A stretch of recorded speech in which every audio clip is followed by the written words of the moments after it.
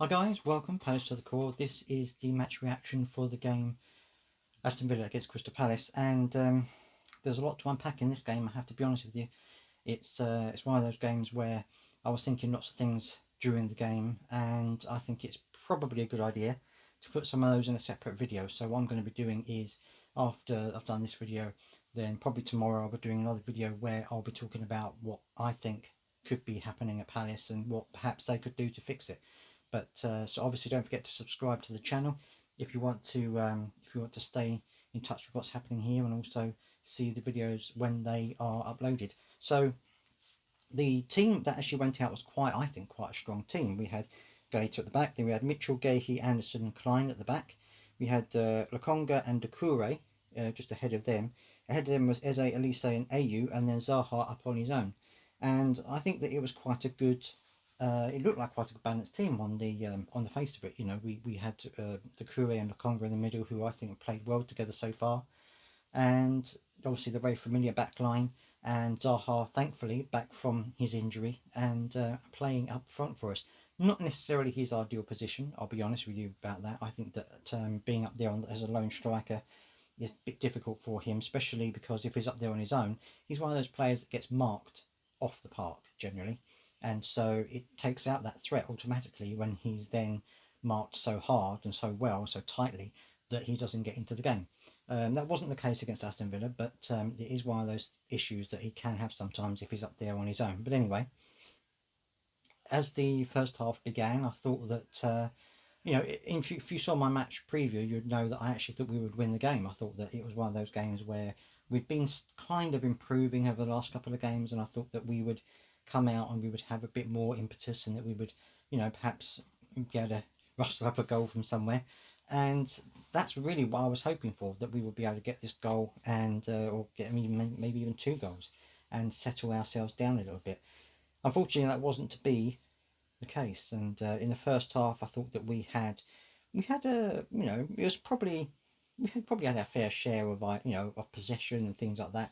We were trying to at the very beginning of the game, of course, there was a great ball by Eze through the defence to Zaha, and he rounded the keeper and put it in the back of the net. He was offside, unfortunately, and the goal was ruled out. He was offside by about half a toe now, I think, by the looks of it. But it's one of those things. It is as it is. And so we carried on at 0-0, and at that point we didn't seem to be too bothered by it. We seemed to be, we were continuing to play, we were continuing to try and find space and stuff like that. But there are a couple of issues that I think were becoming glaringly obvious in that game, which I'm going to go through with you. But first half, I thought that it was fairly evenly matched. I don't think either team really, apart from the goal that we scored, and then it was disallowed. I don't think either side in the first half really became much of a threat apart from that. We didn't really cause the Aston Villa keeper any trouble. Gaeta didn't really have any problems either. I mean, he made one save towards the end of the first half, but second half I don't think he really, but towards the end of the second half I should say. But in the first half, I thought that he didn't really have much to do apart from the goal, and this was the issue when Aston Villa got down the side, crossed a good ball in, and of course it was going into that dangerous area between the defence and the goalkeeper, which is always a dangerous area. And Joachim Anderson tried to get it away, and instead it came off him and went into the back of the net. Very close, guys. Got close to saving it, but unfortunately it did go in. Now, I'm not going to blame Joachim Anderson for that. I think that he's worked incredibly hard. He's played very well for us. And I think that's one of those things that as a defender it happens from time to time. You're trying really hard to stop the ball going anywhere, and it ends up in the back of your own net. It's one of those things that happens to every defender at some point. So I'm not really going to say anything negative about him for that. But of course it did, I think, give us another sucker punch. And after that we didn't quite seem to be as forward thinking as we had been earlier in that first half. Not that we were overtly attacking, but we did seem to have little tiny spells when we were putting a few passes together. And then, of course, as the first half ended, it was pretty much teams were probably very evenly matched, I would say. And if that goal that Zaha had scored had stood, things could have been very different, and we could have been perhaps given a bit more confidence. Second half, I think Aston Villa started to play a little bit better than we did. Our heads started to drop a little, at that point, and we were getting a bit frustrated. You could see there was a bit of frustration in the team. Even Lokonga at some point got a little bit frustrated, and you could see that that was happening. And I could see that Decoy especially was starting to get a bit frustrated, you know, and he was starting to go in for tackles that maybe he shouldn't have been going in for, starting to try and test his luck with the referee. He got a booking for quite an, you know, a tackle that would get you a booking in today's football, shall we say. And then unfortunately, rather than trying to keep calm, or rather than someone coming up to him and saying, look, keep your head, you know, we don't want to get you sent off, you know, we just trying to keep off the pace for a little bit. Or even Vieira saying, look, we need to protect this midfield, let's get Decore off, put Hughes on or something like that. None of that happened. And unfortunately, a little bit later on, after that booking, he then did another, shall we say, messy challenge, and got himself another yellow card and got sent off, which of course is not what we wanted when we were 1-0 down, trying to get our first win for a long time. So that again, I think, put our heads down even more. Aston Villa were then basically just trying to run out the clock, and that was one of the frustrating things for me, is that there were times during, especially the second half, towards the end of the second half, when we were trying to chase this goal to try and at least get an equaliser. Aston Villa were having the ball at the back. They were passing it between the goalkeeper and the back players, and passing it along backwards and forwards. And we weren't closing them down quick enough. You know, at some point it was a lot. You know, it was like seconds before anyone even decided to go forward and try to intercept them and trying to close them down. And sometimes they would be standing on the ball and nothing would be happening, and they wouldn't be closing them down. That was a bit frustrating for me, because I think when you're in that situation where you're trying to chase a goal, what you were supposed to be doing is putting Aston Villa under pressure and saying, right, okay, we're going to try and make you making a mistake, and then we're going to try and capitalise it. But by letting them pass along the back line like that was just not what you expect from a team that's trying to chase the game. So that was a little bit disappointing for me. I talked about Decore's tackling and how he looked frustrated to me, and I think I understand it. You know, he's a good player. He's been very good for us. He does get booked, just like Will Hughes gets booked. And I think it's one of those things where they try to be competitive. They try to be tough in the centre, and yellow cards are given to midfielders in that situation when they are very tough and trying to break up play and things like that. However, as a team, I don't think we tackled very well in this game. I think that we were trying to drive too many tackles from the back. We were trying to get round players. We were trying to, nick the ball away from them, and it was causing too many fouls and too many free kicks, and it was stopping the game too often, not allowing us to get into our style of play, for what it is. And so that was a bit of a disappointment for me, unfortunately, because I felt that we should have been trying more to, obviously close them down, not allow them space to pass, but don't just lunge in with the crazy tackles and get a free kick against us, because that just doesn't help us in any way. In general terms, I thought we were trying to close down fairly well in the first half. Second half, as I said, towards the end of the second half, I don't know whether we were just got tired, or whether we just our heads dropped. I don't know what it was, but we just stopped really trying to make anything happen. But there were a couple of positives from the game, and these are the things that I'm trying to focus on if I can. One of them is that Mitchell was getting forward and putting more crosses in. Not all of them were working. Some crosses didn't work, but he was trying to do more of what he did last season, which was getting forward and putting crosses in. I thought that was good. I thought Elise was good. I thought that he tried very hard to try and make things happen.